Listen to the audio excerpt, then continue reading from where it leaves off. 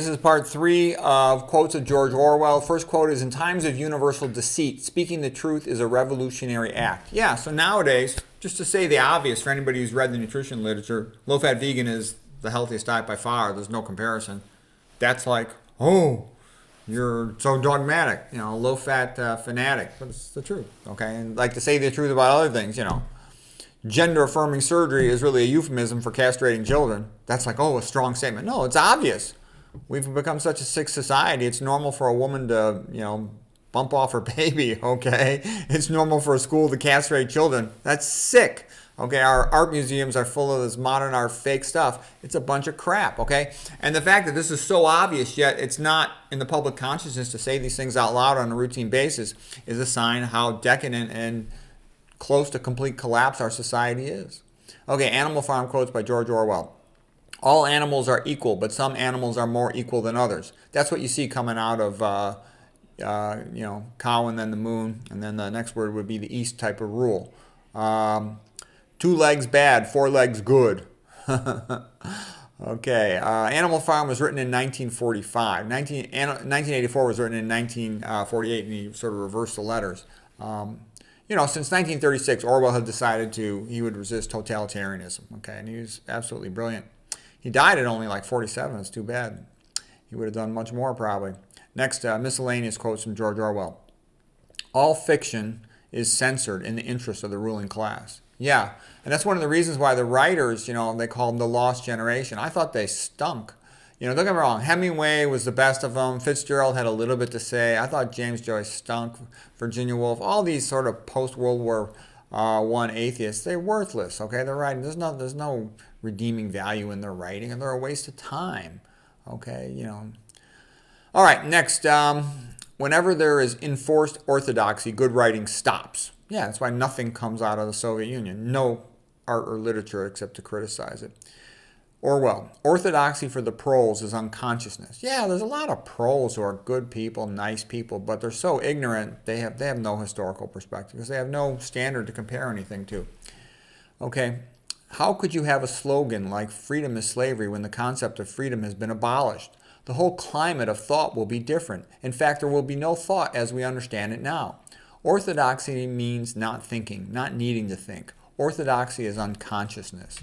Okay, and then, he's got clever names for people. For example, he calls this guy Syme, but Syme is a name of an amputation, so he's like the amputator of language, all right?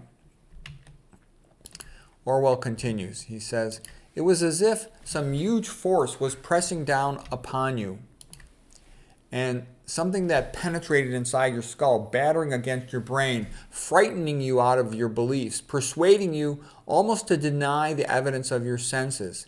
In the end, the party would announce that 2 + 2 was 5, and they would make you believe it. It was inevitable that they should make that claim sooner or later. The logic of their position demanded it.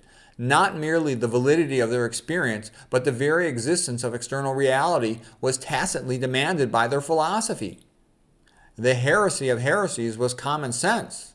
If you say the truth about anything, then you're a racist, you're misogynist, you're homophobic, you're a bigot, you're xenophobic, some other name, you're transphobic. Unless you agree with everything they say, you're phobic something and you're a jerk and you should be ostracized from society.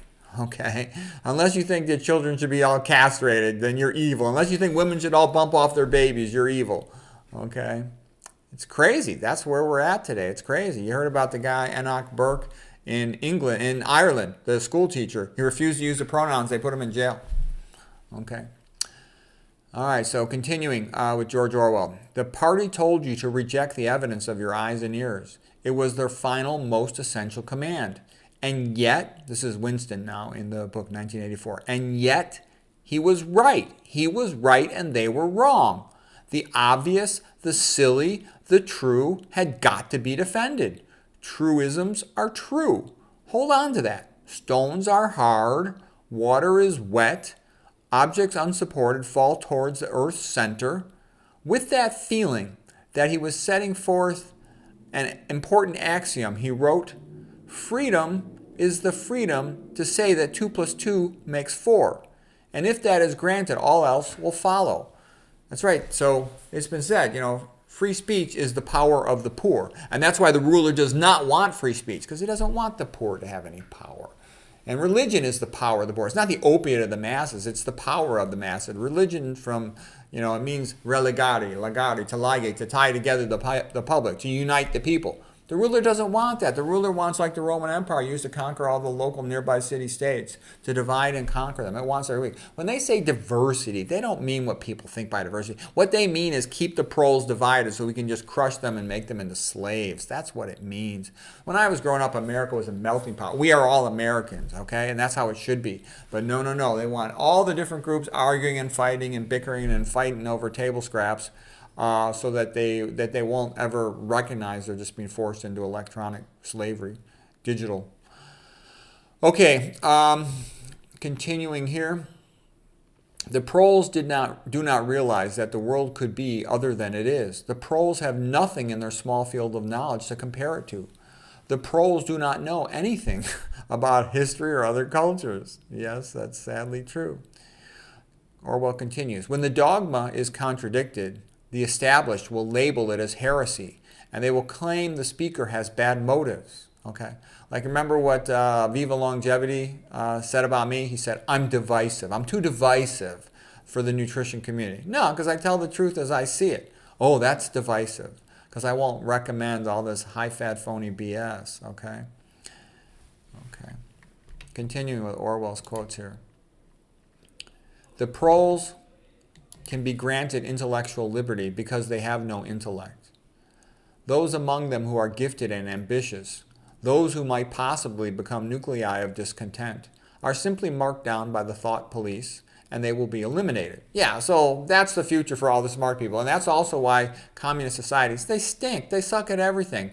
I mean, they can be good at sports to give their athletes a bunch of testosterone, but they can't do anything creative. They stink at science too, because anybody who is top-notch is going to want to change the past to make something better. And as soon as they try to change anything, they get in trouble. That's the real characteristic thing I've seen once an institution becomes like sort of a communist, if you will. They don't tolerate innovation from grassroots up. They only tolerate what is pushed from the top down, and that's why they stink. They'll call themselves excellence. We are a center for excellence, a center for excellence. We're becoming more excellent every day. That's what they used to say at the medical school, the Hispanic Center for Excellence. And then, I'm the best Hispanic student that ever went to the school. They won't let me teach study skills to the students. They don't care about excellence. They just want to say our students aren't doing well because of racism. So we need you to give us more money. Give us more money.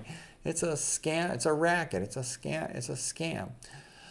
Okay, next quote by Orwell. All tyrannies rule through fraud and force. But once the fraud is exposed, they rule exclusively by force. And that is what is coming. It's already partly here. Okay, so that's the end of part 3 of quotes by Orwell. Hope you found that helpful.